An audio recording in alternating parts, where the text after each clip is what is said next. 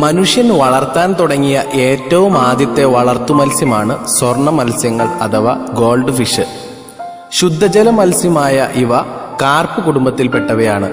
Asian വംശജരായ ഇവയെ ഏകദേശം 1000 വർഷം മുമ്പ് ചൈനയിലാണ് ആദ്യം വളർത്തുവാൻ തുടങ്ങിയത്.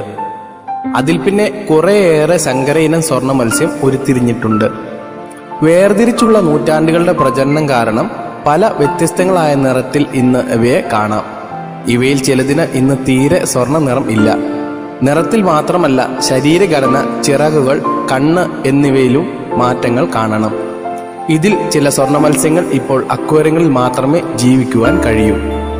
ചില പ്രധാന സ്വർണ്ണ മത്സ്യ ഇനങ്ങളെ നമുക്ക് പരിചയപ്പെടാം. ഒന്നാമതായി സാധാരണ സ്വർണ്ണ മത്സ്യം. ഇത്തരത്തിലുള്ള സ്വർണ്ണ മത്സ്യങ്ങൾ ഏറ്റവും അടുത്ത സ്വാഭാവിക വർഗമായ പ്രഷ്യൻ കാർപ്പുമായി നിറത്തിൽ മാത്രം